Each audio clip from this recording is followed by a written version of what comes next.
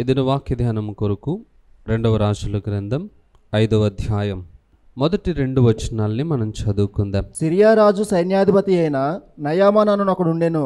అతని చేత యెహోవాయే సిరియా దేశమునకు జయము కలిగజేసి ఉండెను గనుక అతడు తన యజమాని దృష్టికి గనుడై దయ పొందినవాడాయను. అతడు మహాపరాక్రమశాలి అయి ఉండెను, కానీ అతడు కుష్ఠరోగి. హల్లెలూయా. సో 5వ అధ్యాయం 2వ రాజుల గ్రంథం 5వ అధ్యాయము అందరికీ కూడా చాలా సుపరిచితమైనటువంటి అధ్యాయం. ఈ అధ్యాయంలో నయమాను, ఎలీషా వారి యొక్క చరిత్ర మనకి ఇందులో కనబడుతుంది. ఈ నయమాను అనే వ్యక్తి సిరియా ప్రాంతానికి చెందినవాడు. ఆయన ఆ ప్రాంతంలో ఒక సైన్యాధిపతిగా బాధ్యతలను కొనసాగిస్తూ ఉన్నాడు. ఈయన బహుపరాక్రమశాలి అన్నట్టుగా బైబిల్ ఆయనను గురించి సాక్ష్యం ఇస్తూ ఉంది. పైగా ఈయన యెహోవా వలన ఇజ్రాయేలు పైన గొప్ప విజయాన్ని ఆయన సాధించాడు అనే మాట కూడా మనకి ఆ మొదటి వచనంలో పరిచయం అవుతుంది. ఇది ఎలా అని అంటే దీని గురించి కాస్త అర్థమయ్యేటట్టుగా నేను తెలియజేసే ప్రయత్నం చేస్తాను. ఈయన ఒక అన్యుడు కదా, పైగా ఇజ్రాయేలుకి శత్రువు శత్రు దేశానికి సంబంధించిన వ్యక్తి కదా. మరి దేవుడు ఇజ్రాయేలుకి వ్యతిరేకంగా ఉన్నవానికి ఎలా సహాయం చేశాడు? ఆ యొక్క నయమానును దేవుడు ఎందుకు ఘనపరచాలనుకున్నాడు అనే విషయాన్ని గురించి మనం ఆలోచన చేద్దాం. ఎందుకు అనంటే ఈయన సహజంగా బైబిల్ చరిత్రలో మనం చూస్తే దేవుడు ఇజ్రాయేలు పక్షముగా నిలబడిన దేవుడు ఇజ్రాయేలు ప్రజల్ని తన జనాంగంగా ఏర్పాటు చేసుకున్నప్పటికీ కూడా ఇజ్రాయేలు ప్రజలు ఎప్పుడైనా తప్పు చేసినప్పుడు వారిని శత్రువులకు అప్పగించటం అనేది దేవుని యొక్క పద్ధతి. ఎంతగా ఇజ్రాయేలు పక్షముగా దేవుడు పోరాడుతూ వచ్చేవాడో, తప్పు చేసినప్పుడు ఇజ్రాయేలీలు శత్రువులకు కూడా అలాగే అప్పగించేవాడు. ఇక్కడ ఇజ్రాయేలు జనాంగం ఎంతగా పాడైపోతూ వచ్చారో మనం గత కొన్ని వారాలుగా ధ్యానించుకుంటూ వచ్చాం.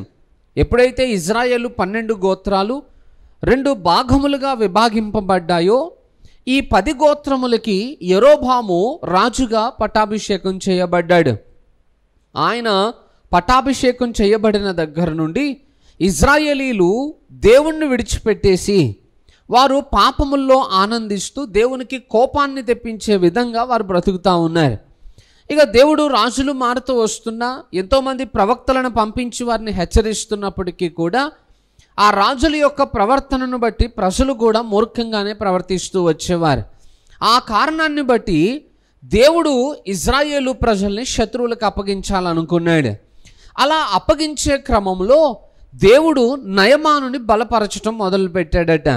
అలా నయమాను దేవుని సహాయం వలన ఇజ్రాయేలు పైన విజయమును సంపాదించిన వాడై ఆయన ఘనుడుగా పేరు సంపాదించి రాజు యొక్క దయను ఆయన సంపాదించుకోగలిగాడట. నిజంగానే దేవుడు శత్రువుకి సహాయం చేయడము అనేది కాదు, కానీ ఇజ్రాయేలులను శిక్షించటానికి దేవుడు నయమాను యొక్క హస్తాన్ని బలపరచాల్సి వచ్చిందనమా. ఎందుకనంటే దేవుని యొక్క ప్రజలను ఎవరైనా వచ్చి తాకాలి అనంటే దేవుడు అంత తొందరగా అనుమతినివ్వడు. ఒక శత్రువుకి అంత బలము కూడా అనుగ్రహింపబడే అవకాశం లేదు. కానీ ఇజ్రాయేలు ప్రజలు చేసినటువంటి పాపమును బట్టి దేవుడు వారిని శిక్షించి సరిదిద్దడానికి శత్రువు యొక్క హస్తాన్ని దేవుడు బలపరిచాడనమా. అయితే ఆయనను గురించి రాయబడింది, ఆయన పరాక్రమశాలి అని అంటే ఒక గొప్ప సైన్యాధిపతిగా ఆయన బాధ్యతలను వ్యవహరిస్తూ ఉన్నాడు. ఎంతోమంది సైనికులు ఆయన కింద ఉన్నారు. ఆయన మంచి యుద్ధ నైపుణ్యతను కలిగిన వాడనమాట. శత్రువులతో పోరాడే విషయంలో చాలా నైపుణ్యతను ఆయన కనుపరచగలిగిన వాడు. పైగా ధైర్యశాలి, శత్రువును చూసి భయపడేవాడు కాదు.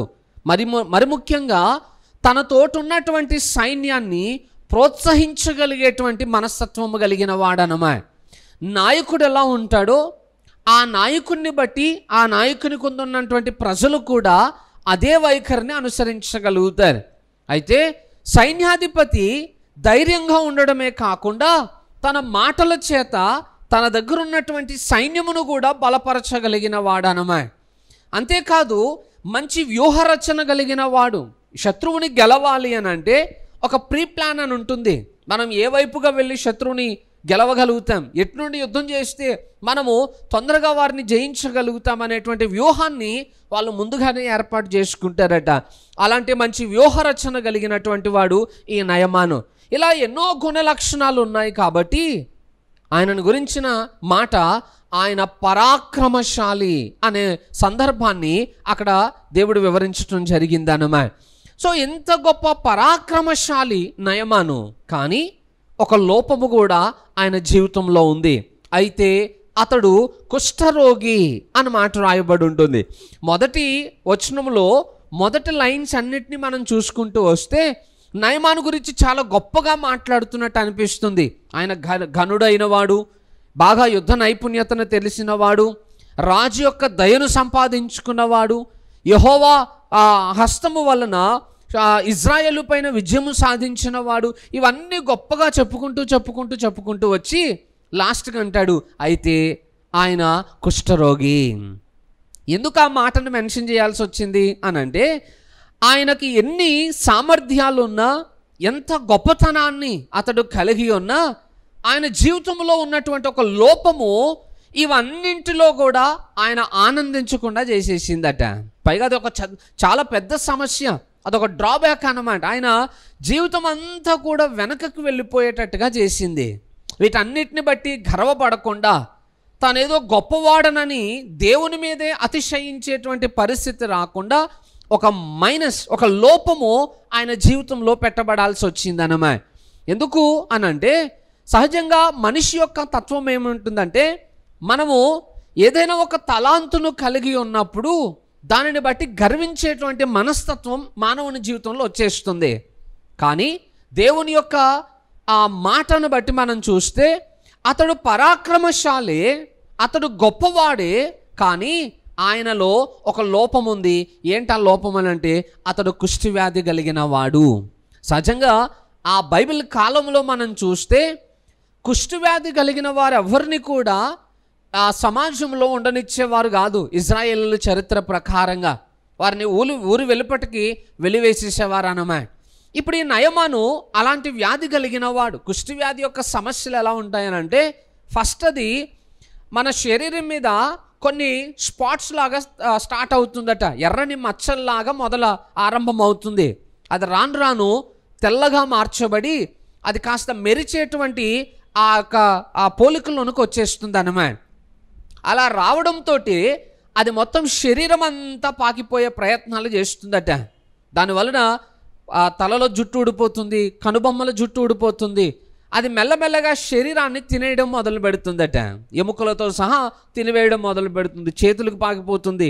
ఈ వ్యాధి కలిగిన వాళ్ళు అందవిహీనంగా మారిపోయే అవకాశాలు ఉన్నాయి. ఆ వ్యాధి కలిగిన వారిని ఎవరు కూడా దగ్గరకు రానివ్వలేరు, ఎవరు కూడా చేర్చుకోవడానికి ఇష్టపడేవారు కాదు. చాలా భయంకరమైనటువంటి పరిస్థితులు ఆ కుష్ఠవ్యాధిగ్రస్తుల జీవితాల్లో ఉండేవట.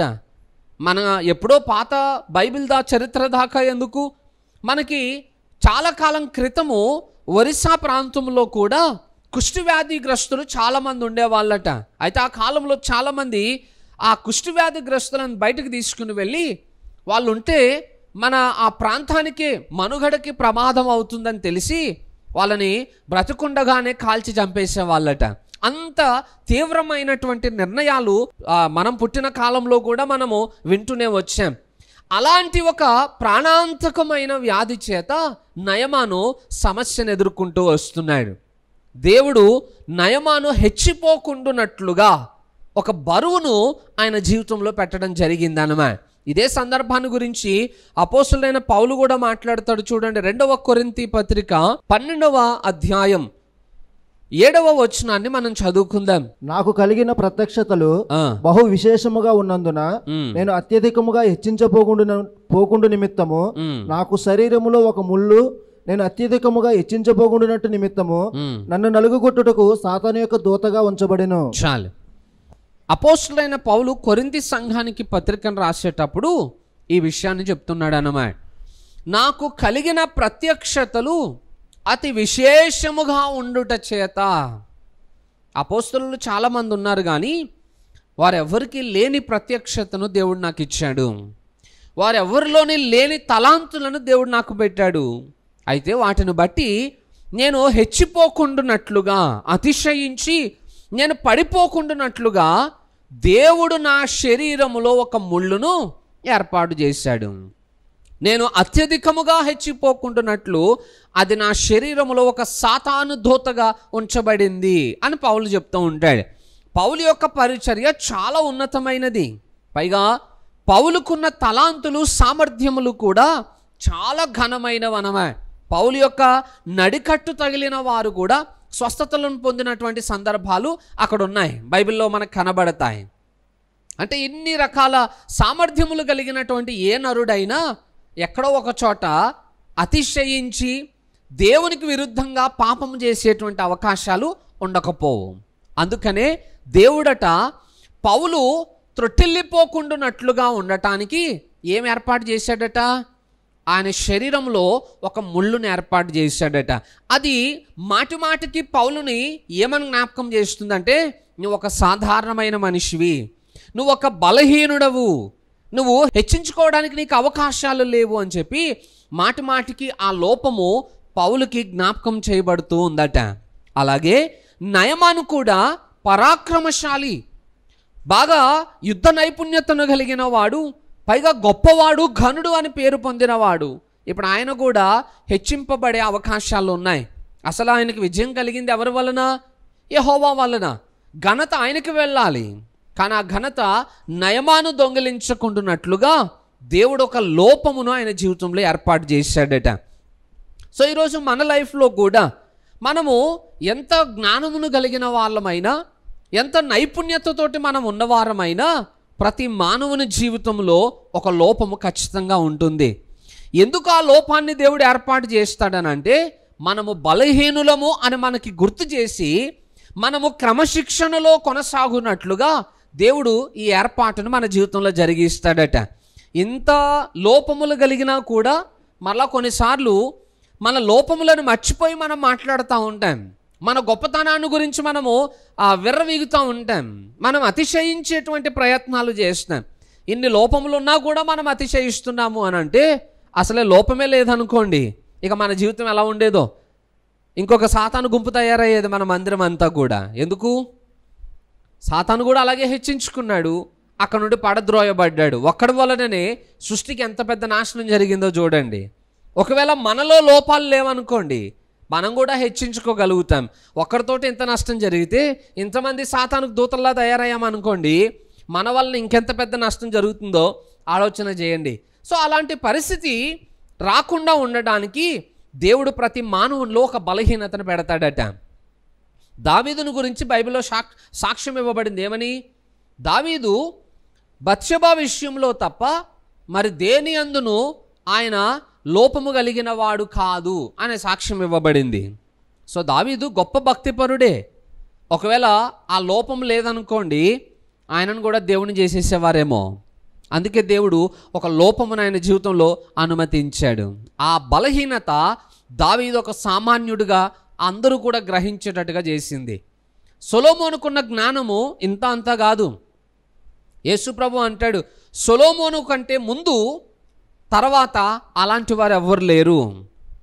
తర్వాత మరలా నేనే అంతకంటే ఉన్నతమైన జ్ఞానము కలిగిన వాడిని, సొలొమోను కంటే గొప్పవాడు ఇక్కడ ఉన్నాడు అని యేసుక్రీస్తు తాను గురించి పరిచయం చేసుకుంటాడు. అంటే సొలొమోనుకున్న జ్ఞానము చాలా ఉన్నతమైనది. ఆయన వంటి వారు భూ సంబంధమైన నరుల్లో ఎవ్వరు లేరు. మరి ఒకవేళ అలానే ఉండిపోతే ఆయన కూడా చాలా హెచ్చించుకునే అవకాశాలు ఉంటాయి. ప్రజలు ఆయన విషయంలో కూడా పొరపాటుగా ఆలోచించే అవకాశాలు ఉంటాయి. బట్ సొలొమోను కూడా తప్పులు చేశాడు, ఆయన కూడా ఒక సామాన్యుడే అనే విధంగా ప్రజలందరూ గ్రహించేటట్టుగా దేవుడు పరిస్థితులను ఏర్పాటు చేశాడు. అలాగని దేవుడే పాపం చేయించాడని చెప్పట్లేదు. మనిషి యొక్క బలహీనతలు కొన్ని దేవుడు ఎందుకు ఇతరులకి తెలిసేటట్టుగా చేస్తాడనంటే, ఆ వ్యక్తి కూడా సామాన్యుడే అని అందరికీ తెలియజేయడానికి దేవుడు కొన్ని బలహీనతలు మానవుని జీవితంలోనికి అనుమతిస్తాడు. సో ఈరోజు మన లైఫ్లో కూడా బలహీనతలు ఉన్నాయని మనం కృంగిపోయేటువంటి పరిస్థితి మన జీవితంలో రానవలసిన అవసరము లేదు. అలాగని చెప్పి మనం ఏదో గొప్ప వాళ్ళమని చెప్పి మనల్ని మనం హెచ్చించుకునే ప్రయత్నాలు కూడా చేయకూడదు. కొన్నిసార్లు నా వలననే జరిగింది, లేకపోతే నేను లేకపోతే ఇది సాధ్యం కాదు అనేటువంటి ఆ అతిశయపు ఆలోచనలు మనకు వస్తున్నాయి అని అంటే ఖచ్చితంగా మన జీవితాన్ని మనమే నష్టపరుచుకుంటున్నాం అనే విషయాన్ని ఆలోచన చేయగలగాలి. హల్లెలూయా. సో నయమాను జీవితంలో కూడా దేవుడు ఒక బలహీనతను ఏర్పాటు చేయడానికి గల కారణం ఏంటంటే నయమాను కూడా సామాన్యుడే అని చెప్పి అందరూ గుర్తించేటట్టుగా చేయడానికి దేవుడు ఆ పరిస్థితిని అనుమతించాడనమాట. సో ఇప్పుడు నయమాను కుష్టి వ్యాధితోటి బాధపడతా ఉన్నాడు. అయితే ఆ నయమాను జీవితంలో విమోచన ఎలా కలిగింది, దానికి ఎవరిని దేవుడు ఒక సాధనంగా వాడుకున్నాడు అనేది ఈ మొదటి భాగంలో ఉన్నటువంటి చరిత్ర.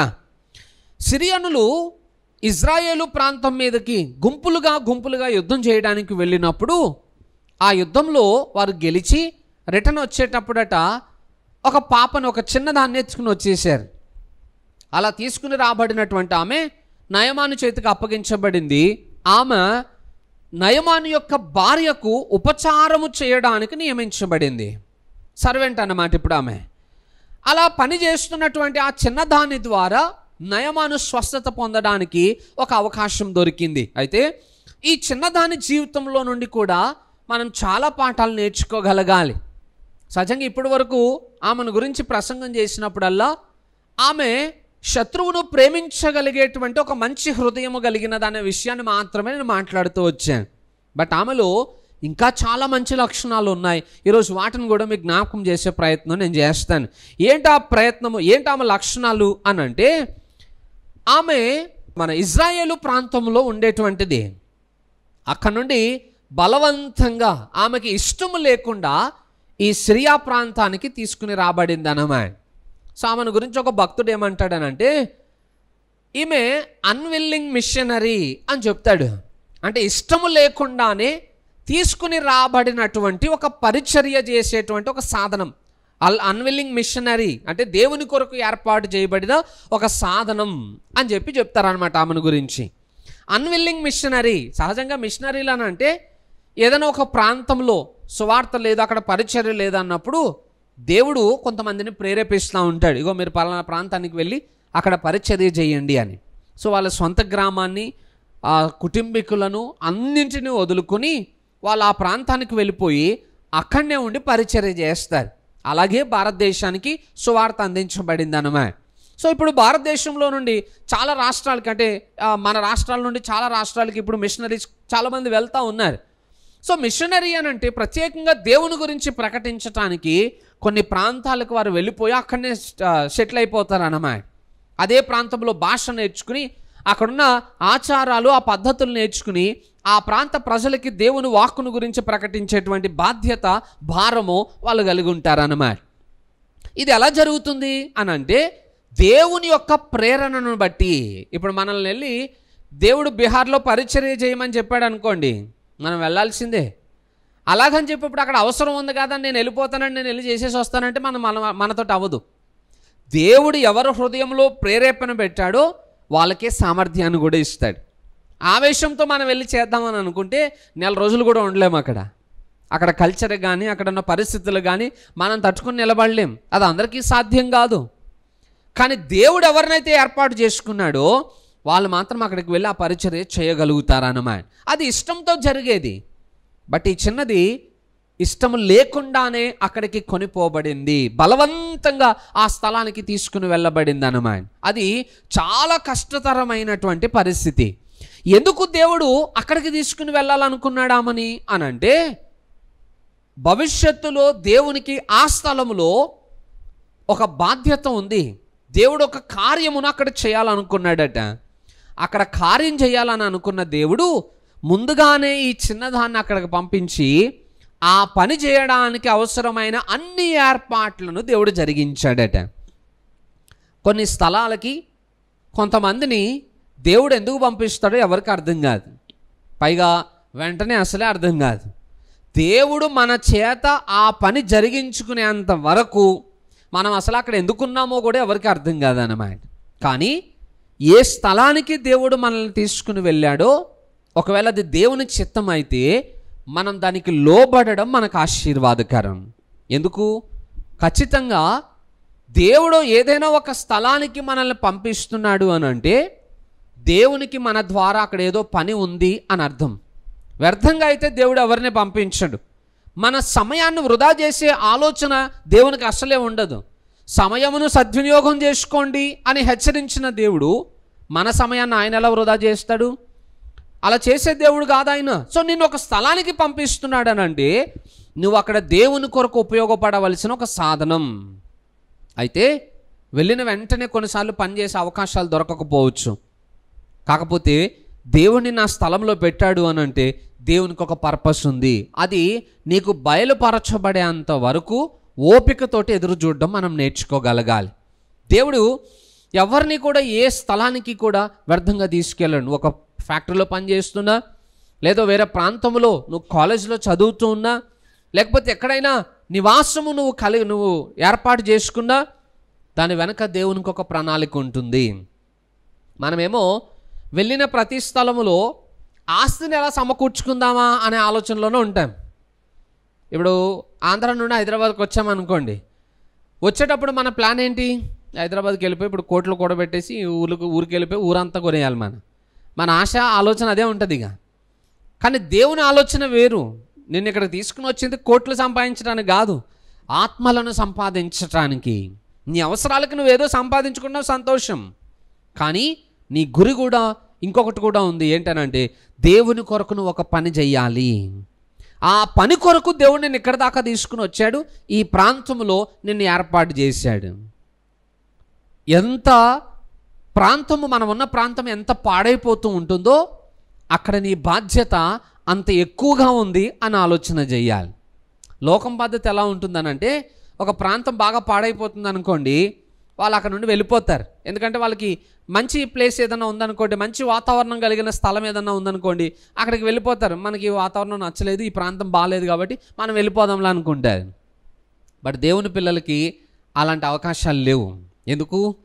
దేవుడు నిన్ను ఇక్కడ తీసుకొచ్చాడనంటే నీ పని ఇక్కడ ఉంది కాబట్టి ఉండాల్సిందే. ఆ ప్రాంతం పాడైపోతుందండి, మంచిగా లేదు అని అంటే మరి మంచిగా లేని చోటే కదా మనం ఉండాల్సిందే. అన్నీ అనుకూలంగా ఉన్న తోట నువ్వు నేను చేసేదేముంది?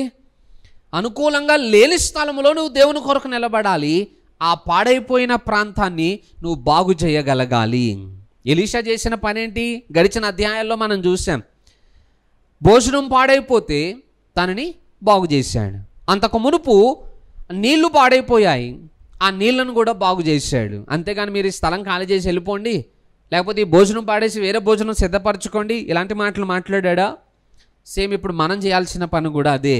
ఎక్కడ ప్రాంతాలు పాడైపోతున్నాయో ఆ స్థలంలో దేవుని కొరకు మనం ఒక సాధనంగా నిలబడి మరి బలముగా దేవుని పరిచర్యను అక్కడ కొనసాగించవలసిన భారం మన భుజముల మీద పెట్టబడిందనే విషయాన్ని మనం ఎప్పుడూ కూడా మర్చిపోకూడదు. ఈ పాప కూడా అలాగే ఈ సిరియా ప్రాంతానికి తీసుకుని రాబడింది అన్నమాట. అందుకే ఒక అన్విల్లింగ్ మిషనరీ అని ఆమెను గురించి మాట్లాడడం జరిగింది. హల్లెలూయా. చిన్నపిల్లని తీసుకొచ్చి ఏం చేస్తామండి? దేవుడు ఎవరన్నా పెద్దవాళ్ళనో ప్రవక్తలను భక్తుపరులను తీసుకుని రావచ్చు కదా అని అంటే బాలికే అని మనకు అనిపిస్తుంది, చిన్నపిల్లనే అనిపిస్తుంది. కానీ ఆమె చేసినటువంటి పని మాత్రం చాలా గొప్పది. దేవుడు తన పని కొరకు ఎవరినైనా వాడుకుంటాడు. యేసుప్రభు ఒక మాట అంటాడు. శాస్త్రులు పరిచయులు యేసుప్రభువును గణపరుస్తుంటే, బోధకుడా వాళ్ళు ఏం మాట్లాడుతున్నారో నీకు తెలియట్లేదా? వాళ్ళు నిన్ను గణపరుస్తున్నారు, నిన్ను ఆరాధిస్తున్నారు అని అంటే యేసుప్రభు అంటాడు, మీరు వీరు నోర్లను మోయిస్తే ఆ రాళ్ళు నన్ను స్తుతిస్తాయి అని అన్నాడు. అంటే రాళ్లతో కూడా దేవుడు తనకి మహిమను తెచ్చుకోగలుగుతాడు. గాడిదను వాడుకోలేదా? బిలామును హెచ్చరించి బాగు చేయడానికి వాడుకున్నాడు. మరి అలాంటి వాటి అన్నిటిని వాడుకున్నప్పుడు ఒక బాలికను వాడుకోలేదా? ఒక చిన్నపిల్లను వాడుకోలేడా? దేవుడు వాడుకోవాలనుకుంటే ఎవరినైనా వాడుకుంటాడు. ఆయనకి వయసుతో సంబంధాలు లేవు. ఆ చిన్న పిల్లనే కావచ్చు, కానీ ఆమె వెల్ ట్రైన్డ్ అన్నమాట, బాగా సిద్ధపాటు కలిగినటువంటి వ్యక్తి. ఆ చిన్న బాలిక ఆ ప్రాంతానికి తీసుకుని రాబడి అక్కడ ఆమె దేవుని కొరకు ఒక సాధనంగా నిలబడింది. ఒక మంచి దైవికమైన కుటుంబంలో నుండి ఆమె తీసుకుని రాబడింది. ఎందుకు ఆ మాట అంటున్నానంటే, ఆ ప్రాంతానికి ఆమె వచ్చి ఆమె నయమానుకు దేవుని గురించి ప్రకటించగలిగిందట. ఎలా సాధ్యం అది అంటే, ఆమె తల్లిదండ్రులు ఆమెను ఎంత భక్తిగా పెంచుంటారో ఆలోచన చేయండి. బాల్య వయసే, మేబీ టీనేజ్ అయి ఉండొచ్చేమో. ఆ చిన్న వయసులో కూడా ఆమె దేవుని గురించి ఎన్నో విషయాలు నేర్చుకుందానమా. పైగా ఆమె ఎక్కడి నుండి తీసుకుని రాబడింది? ఇజ్రాయేలు ప్రాంతము నుండి. నేను ఆరంభంలోనే చెప్పాను, ఇజ్రాయేలు ప్రాంతంలో 10 గోత్రముల వాళ్ళు కూడా త్రోవ తప్పిపోయిన స్థితిలో ఉన్నారు. ఆల్మోస్ట్ అందరూ కూడా పాపం చేసేవారే, కొంతమంది మాత్రమే సత్యమును అనుసరించి నడిచేవారు ఆ ప్రాంతంలో ఉన్నారు. ఆ కొద్ది మందిలో ఉన్నటువంటి ఒక కుటుంబంలో నుండి ఆమె తీసుకుని రాబడింది అన్నమాట. అంటే పాడైపోయిన ప్రాంతంలో కొంతమంది భక్తిపరులు ఉంటే ఆ కొద్ది గుంపులో నుండి ఒక పాప సిరియా ప్రాంతాన్ని బాగు చేయడానికి తీసుకుని రాబడింది. చిన్నపిల్లని అనుకుంటాం, కానీ ఆమె చేసిన పని వలన తర్వాత వచనాల్లో మనం చూస్తాం ఎంత గొప్ప మేలు కలిగిందో ఈ 2 ప్రాంతాల మధ్య, 2 దేశాల మధ్య అనేది మీకు నేను దాని తర్వాత వివరిస్తాను. చిన్నపిల్లని అనుకుంటాం, కానీ ఆ చిన్నపిల్ల చేసిన కార్యము చాలా గొప్పదనమాట. ఆమె దేవుని గురించి తెలుసుకుంది, దేవుని కార్యములను గురించి తెలుసుకుంది, దేవుని ప్రవక్తలను గురించి కూడా తెలుసుకోగలిగింది. అంటే తల్లిదండ్రులు ఆమె బాల్య వయస్సులోనే ఈ విషయాలన్నిటిని గురించి ఆ పాపకి తెలియజేస్తూ వచ్చారట. ఆమె అన్నీ నేర్చుకుంటూ ఉంది, అన్ని విషయాల్లో ఆమె విశ్వాసాన్ని అభివృద్ధి చేసుకుంటూ వచ్చింది. నేనంటాను, ఆమె తల్లిదండ్రులు ఒక మంచి విషయాలు వాళ్ళు ఆ పాపకు నేర్పించారు కనుక ఆమె వెళ్ళిన ప్రతి చోట అనేకులకు ఆమె ఆశీర్వాదకరంగా నిలబడగలిగింది. నేనంటే ఈరోజు మన పిల్లలకు మనం ఏం నేర్పిస్తున్నాం? ఆ తల్లిదండ్రులు వేసిన పునాది గొప్పది కనుక ఆమె అంత గొప్ప పరిచర్య చేయగలిగింది. సహజంగా ఆ వయసులో తీసుకుని వెళ్ళబడిన ఏ పిల్లలైనా దేవుని గురించి మాట్లాడతారా? తిట్టుకుంటారు, ఏడుస్తారు, బాధపడతారు తప్ప దేవుని గురించి మాట్లాడలేనటువంటి ఆలోచన వాళ్ళకి రాదు. బట్ ఆమె దేవుని యందు భయభక్తులు కలిగిన మార్గంలో పెంచబడింది కనుక అట్టి కార్యం ఆమె చేయగలిగింది. ఈరోజు మనం కూడా మన పిల్లలకి మంచి విషయములను మనం బోధించగలిగితే రేపు వాళ్ళు వెళ్ళిన ప్రతి చోట 10 మందిలో దేవుని కొరకు వారు సాధనాలుగా నిలబడగలుగుతారు. ఛాన్సెస్ దొరుకుతాయి వాళ్ళకు కూడా ఏదో ఒక టైంలో దేవుని గురించి తెలియచేయటానికి. ఆ అవకాశాన్ని వాళ్ళు వినియోగించుకోగలుగుతారు. సో అందుకే మన పిల్లల్ని కూడా దైవికమైన విషయాలను వాళ్ళకి బోధిస్తూ వాళ్ళకి ఆ క్రమశిక్షణలో పెంచే ప్రయత్నం మనం చేయగలగాలి. నేను చాలాసార్లు చెప్పాను, పిల్లలకి కొన్ని బైబిల్ కథలు నేర్పించండి, అందులో ఉన్న నీతిని వాళ్ళకి బోధించండి. ఇప్పుడు ఒక స్టోరీలానే ఉంటుంది, బట్ ఆ కథల ద్వారా రేపు వారి జీవితాలు దీవించబడతాయి. వాళ్ళు దేవుని ఉద్దేశాలంటూ తెలుసుకోగలుగుతారు, సమాజంలో దీవెనకరమైన స్థితిలో ఉంటారు అని. మరి ఎంతమంది తల్లిదండ్రులు ఆ బాధ్యతను కొనసాగిస్తున్నారో నాకు తెలియదు కానీ, బట్ మీ పిల్లలకి దేవుని గురించి నేర్పించడం మొదలు పెట్టండి. మరలా చెప్తున్నాను, మంచి నేర్పిస్తేనే వస్తుంది, చెడు నేర్పించకపోయినా ఆటోమేటిక్గా అలవాటు అయిపోతుంది. ఆ చెడు వారి జీవితాల్లో పెరగకుండా ఉండాలంటే మంచిని ఖచ్చితంగా మనం నేర్పించాలి. ఆ నేర్పించే క్రమంలో తల్లిదండ్రులు ఫెయిల్ అయిపోతున్నారు కనుక పిల్లలు కూడా అన్ని భక్తి విషయాల్లో విఫలమైపోతూ ఉన్నారు. సో ప్రతి తల్లిదండ్రులు ఆ పాప యొక్క తల్లిదండ్రులుగా నిలబడగలిగితే ప్రతి పిల్లలు ఆ పాపలాగా మార్చబడతారన్నమాట. ఒక్క పాప ఒక సిరియా దేశాన్ని బాగు చేయగలిగితే మరి మన పిల్లలు నిజంగా అలాంటి భక్తి పరుగులుగా ఉన్నారనుకోండి, వాళ్ళు ఇంకెన్ని ప్రాంతాలను బాగు చేయగలుగుతారో ఆలోచన చేయండి. హల్లెలూయా. నెక్స్ట్ ఇంకొక విషయం ఏంటనంటే, ఆమె జ్ఞానవంతురాలు కూడా. ఎందుకు జ్ఞానవంతురాలు? ఆమె ఆ ప్రాంతానికి తీసుకుని వెళ్ళబడగానే వెంటనే వెళ్ళి దేవుని గురించి చెప్పలేదు. నయమాన్ ఇంట్లోకి వెళ్ళగానే మా దేవుని గొప్పతనం ఏంటో తెలుసా మీకు, అసలు మా దేవుడు చేసే కార్యాలు ఏంటో తెలుసా, వెళ్ళగానే దేవుని గురించి చెప్పలేదు ఆమె. ఫస్ట్ వెళ్ళిన తర్వాత వెయిట్ చేస్తూ వచ్చింది, ఛాన్స్ కొరకు ఎదురు చూస్తూ వచ్చింది. చాలా కాలం అయిపోయింది, బట్ ఆరంభంలోనే ఆమె దేవుని గురించి మాట్లాడలేదు. ఎందుకనంటే ఆమెకి భక్తితో పాటు జ్ఞానం కూడా ఉంది. అవకాశము కొరకు ఆమె ఎదురు చూస్తూ వచ్చిందట. అవకాశము దొరికినప్పుడు ఆమె దేవుని గురించి మాట్లాడడం మొదలుపెట్టింది.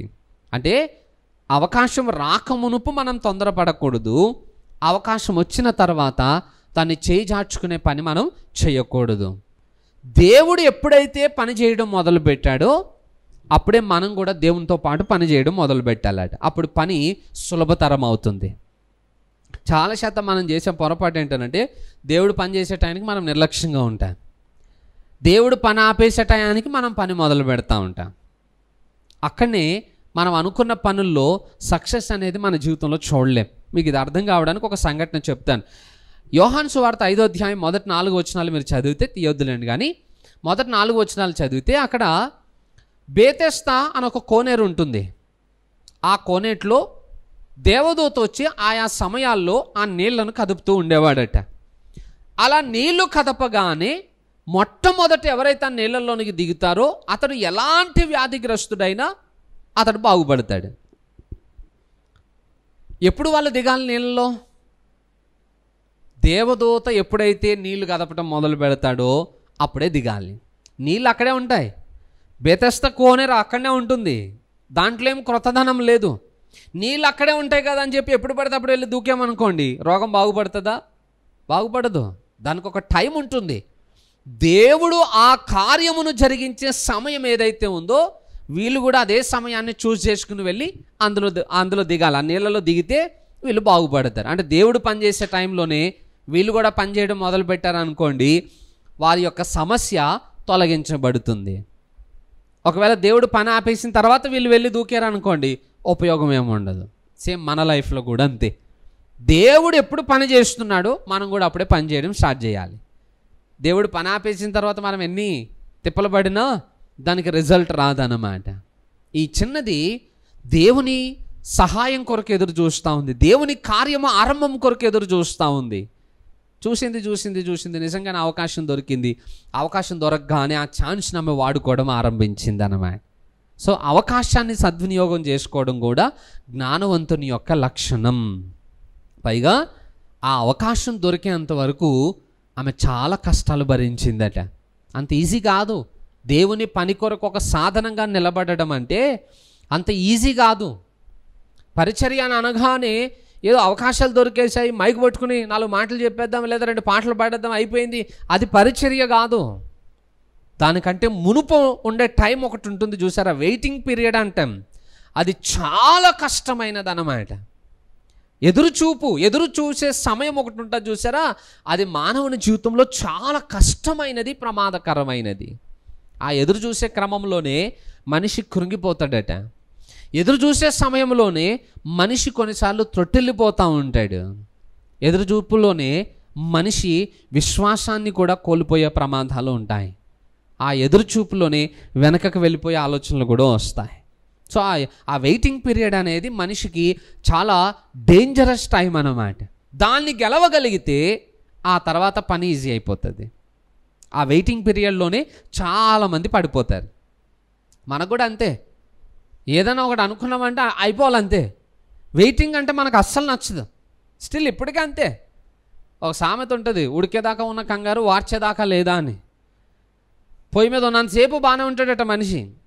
అది ఆ పొయ్యి మీద ఉన్న పాత్ర కిందకి దిగిందంటే ఇంకెప్పుడు అని, అరే వార్చుతున్నాను కదా ఆగవచ్చు కదా అని అంటే ఇంకా ఆగం మేము, కష్టం. మనిషికి అంటే ఉడికేదాకా ఉన్న కంగారు వార్చేదాకా ఉండదంటే మనది కూడా అంతే. ఎప్పుడెప్పుడా అని అడావుడు పడి ఉన్నదానంతా పాడు చేస్తాం మనం. కానీ ఆ పాప దేవుని కార్యము కొరకు ఒక సాధనంగా వాడబడక మునుపు చాలా ట్రబుల్స్ ఆమె ఫేస్ చేసుకుంటూ వచ్చి ఉండొచ్చు. ఎందుకు? తల్లిదండ్రులకు దూరం అయిపోయింది. అదే ఒక పెద్ద డ్రాబ్యాక్ ఆమెకి. కొత్త మనుషులు, కొత్త ప్రాంతం. ఒక చిన్నపిల్ల ఎలా ఉండగలుగుతుందో ఆలోచన చేయండి. పైగా రాత్రులు ఆమె ఒంటరిగా ఉండాల్సి వస్తుంది. అది కూడా భయమే. స్టిల్ ఇప్పటికీ మీరు నమ్ముతారో లేదో నాకు తెలియదు, కానీ మన పిల్లల విషయంలో మనం చాలా ఆలోచన చేస్తూ ఉంటాం. వాళ్ళు మనతో పాటే ఉన్నా మనం ఇంకా ఇప్పటికీ బాధపడుతూనే ఉంటాం. మా పాప ఉందనుకోండి, ఆమెను మార్నింగ్ స్కూల్లో దింపేసి వస్తాను. ఆమె నవ్వుకుంటూ స్కూల్కి వెళ్ళిపోయింది అనుకోండి, ఆ రోజు పెద్ద టెన్షన్ ఏమి ఉండదు నాకు. ఒకవేళ ఆమెను పంపించేటప్పుడు ఏడ్చుకుంటూ లోపలికి వెళ్ళిందా, ఇక మళ్ళీ మూడు అయిపోయేదాకా నా చుట్టూ ఉన్న వాళ్ళందరినీ తినేస్తాను నేను. ఇంటికి రాగానే పాప ఎలా ఉందో, ఇంట్లో వాళ్ళ మమ్మీతో అంటారు ఏడ్చుకుంటూ వెళ్ళింది, అక్కడ ఏమైనా ఇబ్బంది పడుతుందేమో, ఏడుస్తుందేమో, పాపం ఏమైనా సమస్య అవుతుందేమో, కంగారు పడుతుందేమో. వాళ్ళ మమ్మీ అంటది లోపలికి వెళ్ళిపోతే ఏముండదు, పిల్లలందరితో వాళ్ళు ఈక్వల్ అయిపోతారు, ఇక అక్కడ ప్రాంతానికి అలవాటు పడిపోతారు, ఆడుకుంటూ ఉంటారంటే అంటారు. కానీ మళ్ళీ ఎక్కడో ఒక భయం, పాపం ఏడ్చుకుంటూ వెళ్ళింది కదా. జస్ట్ ఒక్క డే 6 అవర్స్ అంతే స్కూల్. ఆ 6 గంటల్లో ఆ పిల్లలు ఏడ్చుకుంటూ లోపలికి వెళ్ళినందుకే మన మనసు అంత నలిగిపోతుంది, చాలా యాతనకి గురి చేయబడతాం. మళ్ళీ నేను స్కూల్కి వెళ్ళి ఆమె నవ్వుకుంటూ బయటకు వచ్చేదాకా మనశ్శాంతి ఉండదు. 6 అవర్స్కే మన ఫీలింగ్స్ ఇలా అయిపోతే మరి ఆ పాప ఒంటరిగా ఆ స్థలంలో ఉండాల్సి వచ్చినప్పుడు ఆమె మనసు ఎంత బాధ అనిపిస్తుందో ఆలోచన చేయండి. కొన్నిసార్లు పెద్దవాళ్ళంగా మనమే కొన్ని తెలియని ప్రాంతాల్లో ఉండాల్సి వచ్చినప్పుడు మనం చాలా నలిగిపోతాం. మరి ఆ పసిపాప చిన్నపిల్ల ఆమె ఎంత నలుగుతుందో ఆమె ప్లేస్లో మీరు ఉండి ఆలోచన చేయండి. ఒకవేళ మీ పిల్లలే ఆ ప్లేస్లో ఉంటే వాళ్ళు ఎలా బిహేవ్ చేస్తారో మీరు ఆలోచన చేయండి. ఆ పాప యొక్క సమస్య ఏంటో మనకి బాగా అర్థమవుతుంది. అన్ని ట్రబుల్స్ ఫేస్ చేసుకుంటూ వచ్చింది, పైగా తల్లిదండ్రులకు దూరం అయిపోయింది. అది ఇంకా పెద్ద బాధ. ఆ తల్లిదండ్రులను జ్ఞాపకం చేసుకుంటూ బాల్య వయసు ఆడుకునే సమయం అందరికీ దూరం అయిపోయింది. ఒక బానిసలాగా ఆ స్థలంలో ఉండిపోయింది ఆమె. తల్లిదండ్రులకు దూరం అయిపోయిన పిల్లలు ఎంత వేదన పడుతూ ఉంటారో ఆలోచన చేయండి. మరి ఆ పాప ఎలా ఉండాలా? ఎలా సాధ్యమవుతుంది? ఆమె అంత కష్టమైనటువంటి ఆ స్థలంలో కూడా ఆమె దేవుని కొరకు ఒక సాధనంగా నిలబడగలిగింది. అన్నింటినీ తట్టుకోగలిగింది, అన్నింటికీ నిలబడగలిగింది. లాస్ట్కి ఆమె దేవుని కార్యము కొరకు ఆమె పని చేయగలిగింది. హల్లెలూయా. పైగా ఆమెలో ఉన్న మరొక మంచి లక్షణం ఏంటో తెలుసా? కైండ్ హార్టెడ్ అన్నమాట. దయార్థ హృదయము కలిగినటువంటి ఒక మంచి అమ్మాయి. ఎందుకంటున్నాను? నయమానికి కుష్ఠవ్యాధి ఉందని తెలిసింది. ఒకవేళ ఆ పాప ప్లేస్లో మీరుంటే ఎలా ఆలోచిస్తారు మీరు? నయమానే కదా మీ జీవితాన్ని నాశనం చేసేసింది, మీ బాల్యం అంతటిని పాడు చేసింది, చెడగొట్టింది ఆయనే కదా. ఇప్పుడు ఆయనకి కుష్ఠవ్యాధి ఉందని మీకు తెలిసింది అనుకోండి, మీరేం చేస్తారు? ఇక అవకాశం ఉంది ఉంటే వెంటనే పాస్టర్ గారిని పిలిపించుకుని కృతజ్ఞత కూడుకు పెట్టుకుని ఎంత ఎంజాయ్ చేసేటోళ్ళమో. ఎందుకు? మరి నా జీవితాన్ని ఇలా చేసిన వాళ్ళని ఊరుకుంటాడా దేవుడు? నా జోలికి వస్తే ఎట్లా ఉంటుంది మరి? నాకు హాని చేస్తావా? చూడు, దేవుడు మంచి చేశాడు నీకు, నీ జీవితం అయిపోయింది, ఇక పైగా చచ్చిపోతాడనే సమస్య. ఇంక మరి అంతే, మరి నాతో పెట్టుకుంటే అట్లానే జరుగుతుంది. మంచిగా అయింది, బాగా అయింది, ఇలాగే జరగాలి నీకు. ఎంత సంబరపడతామో. రాక్షసానందం అంటాం. మన శత్రువులకి ఏదైనా జరిగింది అనుకోండి, లోపల ఎంతెంత ఆనందం వచ్చేస్తుందో. పైకి ఏం కనపడి, పైకి ఏదో బాధ నటించినట్టు ఉంటాం, కానీ లోపల ఒకడు ఉంటాడు, ఆడు గంతులేస్తూ ఉంటాడు, భరతనాట్యం చేసేస్తాడు లోపల. అంత ఆనందం అనమాట. మనకి హాని కలుగు చేసినట్టుగా ఎవరికైనా ఏదైనా అయిందంటే అంత సంబరం. మరి ఇప్పుడు ఆ పాపకి ఎంత ఆనందం ఉండాలా? పాప ఎంత సంతోషించాలా? బట్ ఆమె దయార్థ హృదయము కలిగినది, శత్రువును కూడా ప్రేమించగలిగేటువంటి మనస్తత్వము కలిగినది అన్నమాట. ఇది భక్తిలో ఒక గొప్ప స్థాయి. యేసుప్రభు అన్నాడు, మీ శత్రువును మీరు ప్రేమించండి. మీ శత్రువు ఆకలి కొని ఉంటే ఆయనకు భోజనం పెట్టండి, దాహం కొని ఉంటే అతడికి నీళ్ళు ఇవ్వండి అని అన్నాడు. ఎవరికి ఇవ్వాలా? శత్రువుకి ఇవ్వాలా. బట్ అదంత ఈజీ కాదు. మన శత్రువుని మనం ప్రేమించటం అంటే చాలా కష్టతరం. యథార్థంగా చెప్తున్నాను, ఇక్కడ ఉన్న మనకు కూడా లేదు ఆ హార్ట్. శత్రువుని ప్రేమించగలిగేంత యథార్థ హృదయం మనకు కూడా లేదు ఇక్కడ. బట్ ఆ పాప ఆ మనస్తత్వాన్ని కలిగి ఉన్నది. నయమానికి ఒక సమస్య ఉందని తెలియగానే సంతోషించలేదు, దేవునికి కృతజ్ఞతలు చెప్పలేదు ఆమె. ఆ వ్యక్తి ప్రవక్త దగ్గరికి వెళ్ళి బాగుపడాలి అని ఆశించిందట. అయ్యో, నా జీవితాన్ని ఇలా నాశనం చేసినాడు, ఆయన కూడా నాశనం అయిపోవాలని కోరుకోలే. సరే, నా జీవితంలో జరిగింది, దేవుడు అనుమతి ఇచ్చాడు, ఓకే, ఆయనకి బాగుపడే అవకాశం ఉంది అని చెప్పి శత్రువు పైన కూడా దయ చూపించి ఆయన పట్ల ప్రేమను కలిగి అతడు బాగుపడినట్లుగా ఒక మార్గమును తెలియజేసిందట. ఏమంటాను? దేవుని ప్రేమను ఎరిగిన మనము, ఇంతకాలం వాక్యాన్ని వింటున్న మనము మన శత్రువులను ప్రేమించలేకపోతే మరి ఆ చిన్నపిల్ల ఆమె ఎలా ప్రేమించగలుగుతుందో ఆలోచన చేయండి. అందుకే అంటున్నాను, వాక్యం వినడమే గొప్ప కాదు. నిజంగా ఒక వ్యక్తి నీకు హాని కలుగు చేస్తున్నాడు అన్నప్పుడు అలాంటి వారిని క్షమించే మనస్తత్వం కూడా మనం కలిగి ఉంటేనే మనం భక్తిలో ఎదిగినట్లు అన్నమాట. ఎదిగిన వాడే శత్రువుని క్షమించగలుగుతాడు. ఎదిగామన్న భ్రమలో ఉన్నవాడు క్షమించలేడు. శత్రువుని క్షమించటము, శత్రువు మేలు కోరడం అనేది భక్తిలో ఒక గొప్ప స్థాయి అన్నమాట. ప్రతి విశ్వాసి ఆ స్థాయికి రావాలనేది దేవుని ఆలోచన. హల్లెలూయా. మీకు గ్లోబల్ స్టెయిన్ అని ఒరిస్సా రాష్ట్రంలో, ఇందాక కుష్ఠవ్యాధిగ్రస్తుల గురించి చెప్పాను కదా, ఆ ప్రాంతానికి వాళ్ళు మిషనరీగా వెళ్ళారు. గ్రహం స్టెయిన్స్, ఆయన వాళ్ళ భార్య గ్లోబల్ స్టెయిన్, వాళ్ళకు 3 పిల్లలేమో ఉండేవాళ్ళు. పాపం వాళ్ళందరూ కలిసి ఆ ప్రాంతానికి మిషనరీగా వెళ్తే దారాసింగ్ అనేట ఆయనని వాళ్ళిద్దరు కుమారులని జీప్లో పెట్టేసి పెట్రోల్ పోసి తగలబెట్టి చంపేశాడు. బలవంతంగా చంపేశాడు. పాపం ఆ జీప్ కాలిపోయిన తర్వాత ఆ పిల్లల్ని బయటకు తీస్తే వాళ్ళు ఇద్దరు భయంతో అతుక్కుపోయి ఉన్నారట. ఆ తండ్రిని అతుక్కుపోయి ఉన్నారట. ఆ బాడీ మొత్తం ఒకే బాడీ కింద అటాచ్ అయిపోయింది, ఆ 3 బాడీస్ కూడా. అంత క్రూరత్వంగా ఆ ముగ్గురిని ఆయన చంపేశాడు. కోర్టు కేసు అయింది. కోర్టులో జడ్జి అడిగాడట, అమ్మ నువ్వు ఇంత బాధను భరించావు కదా, మరి నీ భర్తని నీ పిల్లల్ని చంపిన వానికి నువ్వు ఏ శిక్ష విధించమంటావు చెప్పు, నీ జడ్జిమెంట్నే నా జడ్జిమెంట్గా నేను చెప్తాను. జడ్జి గారు ఒక మంచి ఆపర్చునిటీ ఆమెకి ఇస్తే ఆమె అన్నదట, జడ్జి గారు నేను ఆయనను క్షమించేశాను, మీరు కూడా క్షమించి వదిలిపెట్టేసేయండి అని అన్నారు. అది సాధ్యమని అంటారా అసలు? ఇద్దరు మగపిల్లలు, భర్త, ఏదో భారతదేశానికి మేలు చేద్దామని వచ్చిన ఆమెని అంత క్రూరంగా చంపేస్తే ఏ స్త్రీ అయినా ఆ మాటని సహించగలుగుతుందా? ఆ పరిస్థితిని తట్టుకుని నిలబడగలుగుతుందా? అతన్ని శిక్షించే అవకాశం దొరికినప్పుడు వదిలిపెట్టుకుంటుందా? ఛాన్స్ లేదు. మరి అంతమందిని పోగొట్టుకున్న ఆమె శత్రువుని క్షమించినప్పుడు చిన్న చిన్న పొరపాట్లు మన పొరుగు వాళ్ళు చేస్తున్నారు మన జీవితంలో, మనం వాళ్ళని క్షమించలేమంటారా? ఇవే క్షమించలేని మనము ఒకవేళ అలాంటి పరిస్థితులు మన జీవితంలో ఎదుర్కోవాల్సి వస్తే అక్కడ మనమేం నిలబడతాం చెప్పండి అసలు?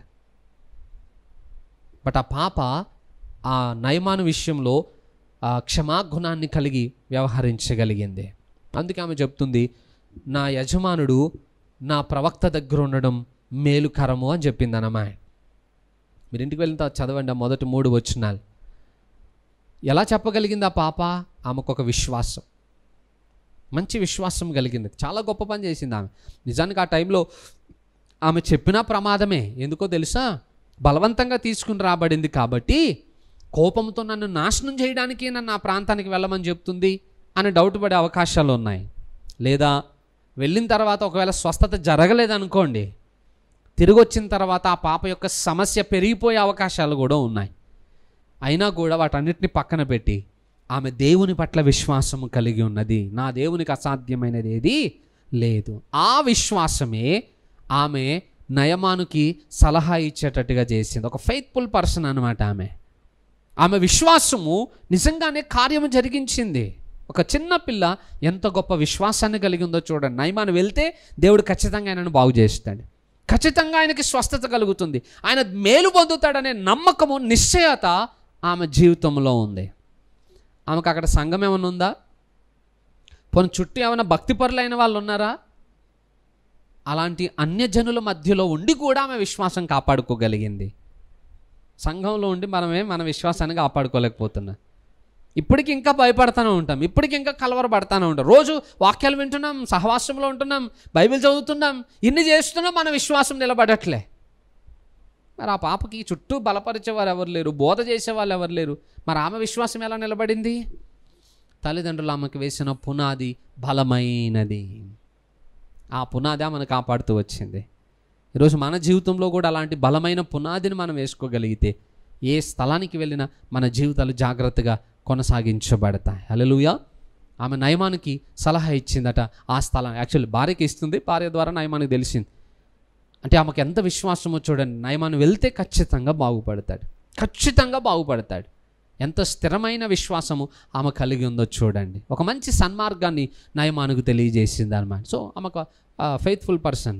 మనకు కూడా అటు విశ్వాసం ఉండాలి. ఉంటే మన చుట్టూ ఉన్న వారిని మనం దేవుని కొరకు సంపాదించగలుగుతాం.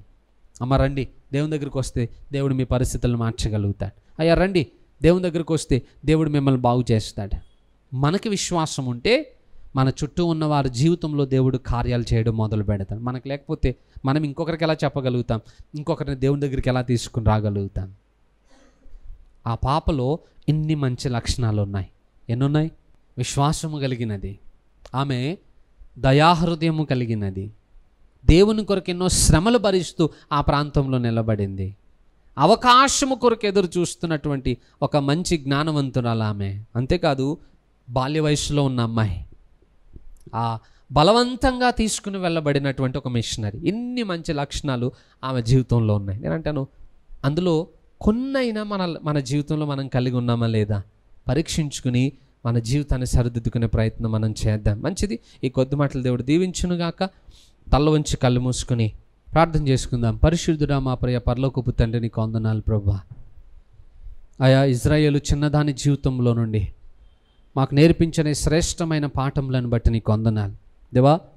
ఇంత గొప్ప గుణలక్షణములు కలిగి ఉన్నటువంటి ఆమె పేరు కూడా బైబిల్లో రాయబడలేదు నాయన. కానీ ఆమె చేసిన పరిచర్య చాలా ఉన్నతమైనది నాయన. ఈరోజు మమ్మల్ని కూడా ఆ విధంగా నిలబెట్టండి. గొప్పవారుగా మమ్మల్ని మార్చండి. అట్టి మంచి లక్షణములు మాకు నేర్పించండి. మా శత్రువులను క్షమించడం, దయార్థ హృదయం కలిగిన వారమై ఉండడం, ఇతరుల మేలు విషయమై విశ్వాసాన్ని మేము కనుపరచటం, అవకాశం కొరకు ఎదురు చూసి దాన్ని వినియోగించుకోవడం, ఇవి మాకు కూడా అలవాటు చేయండి నాయన. నీ కొరకు శ్రమపడుతూ మాకు నేర్పించండి. ఇవన్నీ ఈ మాటలు మా జీవితాల్లో ఫలింపచేసి వాక్యానుసారమైన జీవితాన్ని మాకు అనుగ్రహించమని యేసు నామములో ప్రార్థిస్తున్నాము తండ్రి. ఆమెన్.